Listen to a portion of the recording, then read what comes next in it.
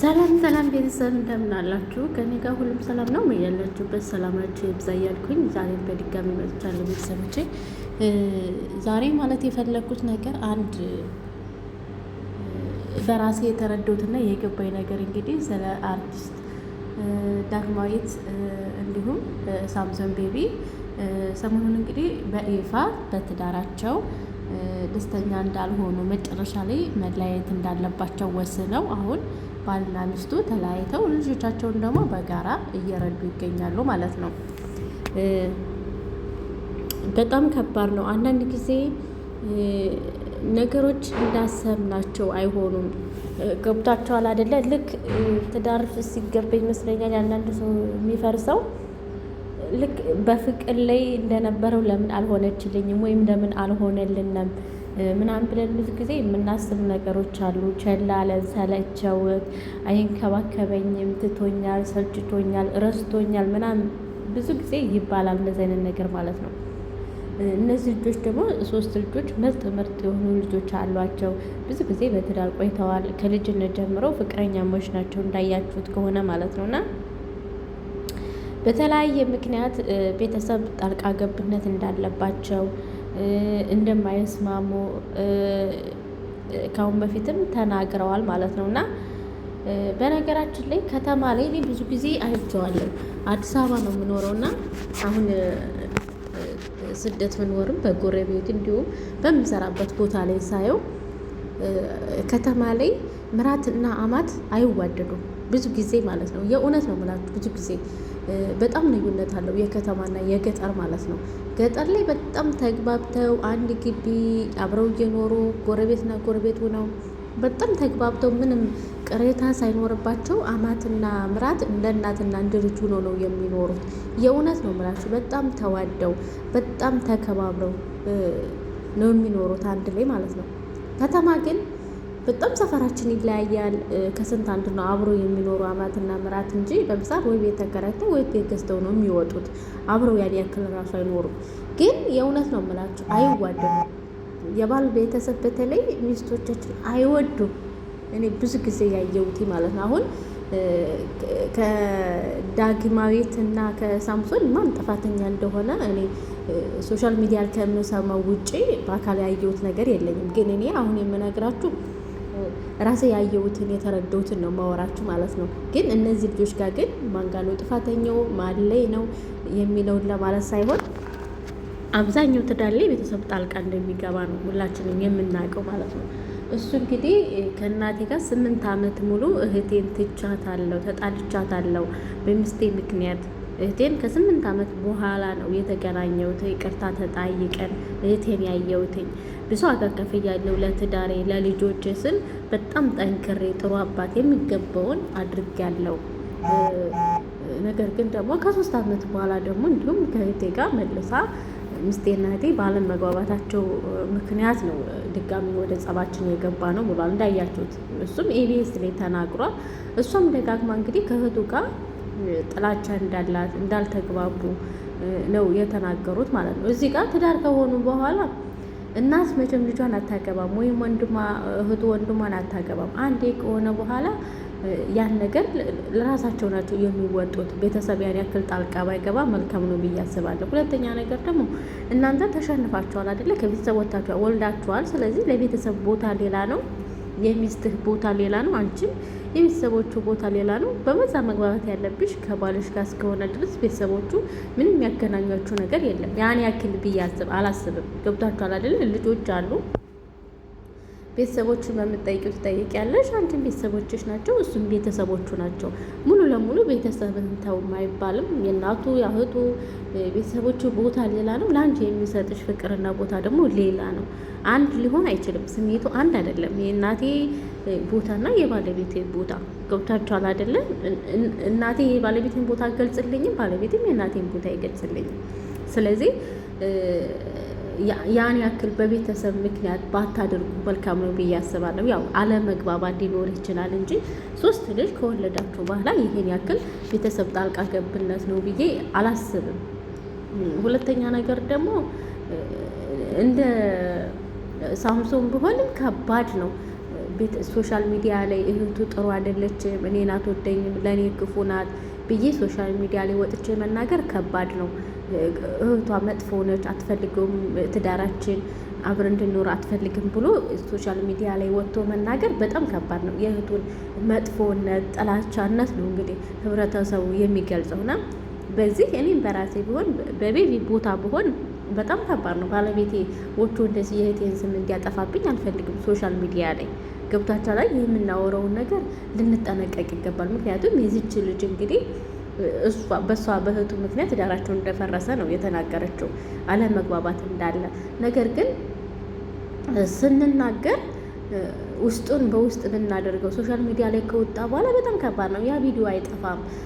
ሰው በቃ የሰማውን ነው እንጂ በአካል አላየም። የሰማውን ነው አይደለ ይዞ ወርቶ የሚረዳው ወጥቶም የሚያወራ ለሰዎችም ሸሪ የሚያደርገው የሚያወራው የሰማውን ነው። ሶሻል ሚዲያ ላይ በአካል አናይም። አሁን ደግሞ እህትየው በአካል መታ ብዘረዝር ብዙ ነገር ሊኖር ይችላል። እንዲሁም ባለጌው ቢዘረዝር በጣም ብዙ ሊኖር ይችላል። ግን እዚህ ጋር ቤቢና ዳግመ በጣም ልዩነት አላቸው። እኔ የተረዷቸው ሴት ስንሆን ብዙ ጫና ሊኖር ይገባል። ብዙ ኃላፊነት አለ። እናትነት፣ ስራ፣ ትዳር መያዝ ቀላል ነገር አይደለም። ሁለተኛ ነገር ደግሞ እኔ በቤቢ በኩል የተረዳሁት እሷ እህቱ ጥሩ አይደለችም እንዳለችው እሷ አላለም። ሚስቴ ነች፣ የልጆች እናት ናት። የእሷን ገመና የኔ ገመና ነው፣ የኔ ገመና የእሷ ናት። እንዲህ ነው ብዬ ማውራት አልፈልግም። በመሀላችን ጸብ ቢፈጠር የአንድ ሰው ብቻ ጥፋት አይደለም፣ የእሷም የኔም ጭምር እንጂ የአንድ ሰው ብቻ ጥፋት አይደለም በማለቱ እኔ እዚህ ጋር ደስ ብሎኛል። ምንም ተለያይተው ራሱ እሱ ስለ እሷ አላወራም፣ ግን እንደተጎዳ ጫና እንዳለበት ደስተኛ እንዳልሆነ ልጆች ጭቅጭቅ መስማት አይፈልጉም። ለልጆች ስል መለያየቱ መርጫለሁ፣ ለልጆች ጥሩ አባት ነኝ፣ የሚገባውን አደርጋለሁ ብሎ አሁን ሲናገር ግን በጣም ደስተኛ ሆኖ ነው የተናገረው። የእውነት ነው ብላችሁ በጣም ከብዶት እንደነበረ በጣም ጫና እንደነበረበት ደስተኛ እንዳልሆነበት ነው እንግዲህ የዛሬ ዓመት ተጣልተውሳል እንግዲህ እነ ቸሬ ሲያስታርቁ በጣም ውስጡ በጣም ነው ወጥቶለት የነበረው። አሁን ላይ ግን በጣም ደስተኛ ሆኖ የሆነ ሰዓት ላይ ለመናገር ዝም ብላችሁ በጣም ትጨናነቃላችሁ። በጣም ጭንቀት የሚፈጥርባችሁ ነገር አለ። መናገር የሚከብዳችሁ ለማውራት መግለጽ በቃ የትኛውን ቃላት መጠቀም እንዳለባችሁ ከባድ ጊዜ አለ። ግን አሁን በዚህ ቪዲዮ ግን ወጥቶ ስሜቱን ማውጣት መቻሉና እኔ ራሱ ደስተኛ ነኝ። እንግዲህ የሁለታቸውን ጸብ መንስኤ እራሳቸው ባልና ሚስቶች ናቸው በብዛት የሚያውቁት። እኛ ምንም የምናውቀው ነገር የለም ከምንሰማው ውጪ ማለት ነው። ግን እሱ አሁን ላይ ባለው ደስተኛ ሆኖ የራሱን ህይወት እንደመራ፣ ሁለተኛ ነገር ሶሻል ሚዲያ ላይ ደግሞ አግብቷል፣ ወልዷል። አሜሪካን እንዴት ልጆቹን ጥሎ መርጦ ነው ሌላ ሴት ስላገባ ነው ወጥቶ የሄደው የሚባለው ሀሰተኛ መረጃ እንደሆነ ተናግሯል ማለት ነው። እሱ በግልጽ እኔ ምንም ትዳር የለኝም፣ ልጆችን በጣም ነው የምወዳቸው፣ በጣም ነው የማከብራቸው። አሁን ባለውበት ግን እንደተወራው ሳይሆን እኔ ክብሬን ጠብቄ ነው ያለሁት። እውነቱ ግን ከሚስቴ ጋር አዎ ተለያይተናል፣ በየግላችን ልጆቻችን እንረዳለን፣ ልጆችን አሳድጋለሁ ብሏል። እንግዲህ እሱ ደስ የሚለው ደስተኛ የሆነበት ፓርት ልጆቼ መልካም ሁኛለሁ፣ በጥሩ አባት ነው ያሳደግኳቸው፣ ለሚስቴ መልካም ነኝ፣ በዚህ ነገሩ በጣም ደስተኛ ነኝ። ግን ትንሽ የሚቆጨኝ ትንሹ ልጅ ብዙ ጊዜ ስላላሳደግኩት አሁን በዚህ ሰዓት መለያየታችን ነው። እሱ ትንሽ ፍቅሬን አላገኘም እንጂ ትልቆቹ ልጆቼ ምን ያክል እንደሆኑ ይረዱኛል። እንዴት እንደማስተኛቸው እንዴት እንደማበላና እንደማጠጣቸው ማድረግ የሚገባኝ ሁሉ አድርጌያለሁና ሰው ምንም ቢል ምንም አይመስለኝም። ልጆቼ ግን እኔን ያውቁኛል። በትዳሬም በጣም ሰጥቻለሁ። ማድረግ ያለበትን አንድ ሰው አባት አድርጌያለሁ። ስለዚህ ምንም ነገር አይጸጥተኝም ብሎ ነው እንግዲህ ወጥቶ የተናገረው ማለት ነው። እና እንግዲህ ሁለታቸው መሀል ላይ ምን እንደገባባቸው እግዚአብሔር ነው የሚያውቀው። መፋታት የሚባለው ቃል ራሱ በጣም ያስጠላል፣ እርግጥ ማለት ነው። ግን ደግሞ ሰው አልተግባባም፣ ካልተዋደደ በማላቸው ቅሬታ ካለ ጸብ ካለ በሰላም መለያየቱ ጥሩ ነገር ነው። ገብታችኋል? በሰላም መለያየቱ በጣም ትልቅ ነገር ነው። እሷም ሳትጎዳው እሱም ሳይጎዳት እያየ ነው አይደለ? ሰይጣን ምን ያክል አሳስቶ ሚስቱ ላይ እንዴት ምን አይነት ችግር ውስጥ እንደሚከት ራሱንም ጎርቶ ሚስቱንም ገሎ እያየን ነው አይደለ? በጣም በትንሹ እያየን ነው። ቀን በቀን የሴቶች ጥቃት አለና በሰላም መለየታቸው ራሱ ትልቅ ነገር ነው። መግባባት ካላለ አብሮ መኖር ካልቻሉ ችግራቸውን ፈተው በስነ ስርዓት ንብረታቸውን ተካፍለው እንደተለያዩ ነው አሁን እንግዲህ በግልጽ የሰማ ነው እንጂ እኔ የሚወራብኝ ሌላ ሴት ጋር ነው አግብቷል የሚባለው ውሸት ነው ብሎ እንግዲህ በአደባባይ ወጥቶ ተናግሯል ማለት ነው። አሁን ላይ ለምን እንደሆነ አላውቅም። እውነት ለመናገር ከወለዱ በኋላ መለያየት በከተማ ላይ በተለይ በጣም ሴት ልጅ ነች አብዛኛውን ጊዜ ልጆቿን የምታሳድገው። ምክንያቱም ከአባት ተሽላ ስለምትገኝም ጭምር ነው። እርግጥ አባቶችም አሉ ልጆቻቸውን ብቻቸውን የሚያሳድጉ። ለምን እንደሆነ አላውቅም። የእውነት በገጠር አንዴ በልጅነታቸው ይጋባሉ፣ ከዛ መፋታት የሚባለውን ነገር አያስቡትም። በከተማ ላይ ግን በጣም እየተለመደ ነው። አሁን ላይ አብዛኛው ፐርሰንት በቃ ከ90-20% ቢኖር ብቻቸው ነው የሚያሳድጉ። እኔ በሰፈርም በአካባቢ የማውቀው የእውነት ነው ምላት ከስንት አንድ ነው። እና ጠንካራ ስንሆን አንዳንዴ በጣም ለነገሮች ኮንፊደንስ ሊኖር ይችላል። በራሳችን መተማመን ጠንካራ መሆን ለዚህ ነገሮች ይጠቅማል። ይች ልጅ እንግዲህ ቢለያዩ ምንም አይከብዳትም። ልጆች አድርገውላታል። እሱም ማድረግ የሚችለውን ነገር አድርጓል። የራሳቸው ስራ አላቸው፣ እግዚአብሔር ይመስገን። ቢለያዩም ያን ያክል አይጎዱም ብዬ አስባለሁ። ታዋቂም ስለሆኑ የራሳቸው ስራ አላቸው። እሷ የምትተዳደርበት ስራ አለ፣ እሱ የሚተዳደርበት ስራ አላቸው ማለት ነው። ያው ግን ውስጣቸው ስራም አይኖረውም፣ ደስተኛ አይሆኑም። በቃ የሆነ ነገር ብቻ ሹክ የሚላቸው ነገር አለ። አብዛኛው ግን በትዳር ጉዳይ በጣም ብዙ አሁን ላይ ከባድ እየሆነ ነው። ሰውም እየፈራ ነው ያለው ትዳር ለመግባት። መፋታት በዝቷል።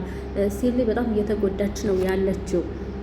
ቀላል ነገር አይደለም። ልጅን ብቻ ማሳደግ አባትነት ከባድ ነው፣ እናትነት ከባድ ነው። እና ይህን ነገር እንዴት ልናየው እንችላለን? ፍቅረኛሞች እየተለያዩ እያየን ነው። በጣም አስቸጋሪ ነው እና ብንችል እግዚአብሔር ባርኮን እስከ መጨረሻው ድረስ ልጆቻችን ብናሳድግ መልካም ነው ብዬ አስባለሁ።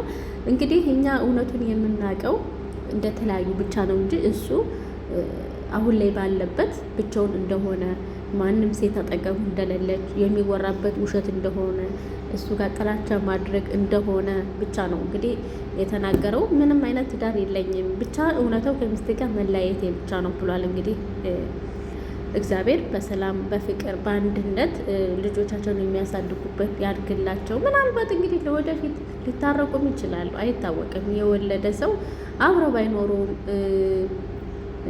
እንትን ባይሉም በሆነ ምክንያት ግን ይገናኛሉ፣ አይረሳሱም። ምክንያቱም ልጅ አላቸው። 3 ልጆች ማለት ቀላል ነገር አይደለም።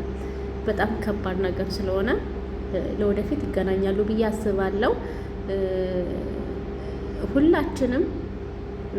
ሁላችንም ሴት ስንሆን ብዙ ከባድ ነገሮች አሉ። በጣም ማለት ነው። በጣም ከባድ ነገሮች አሉ።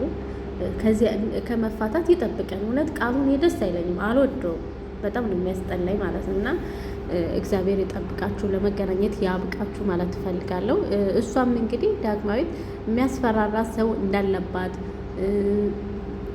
እንደሚይዝትባትና ጉዳት ሊያደርስባት እንደሚችል እየተናገረች ነው። ምናልባት እንደዚህ ነገር ካለ በሰው ጣልቃ ገብነት እሱም እርግጥ ብሏል። በሶሻል ሚዲያ አጠቃቀማችን ልክ አይደለም፣ በሱ ምክንያት ነው። በግልጽ አላወሩትም እንጂ እንግዲህ ሰውም ገብቶባቸው ሊሆን ይችላል ብዬ አስባለሁ።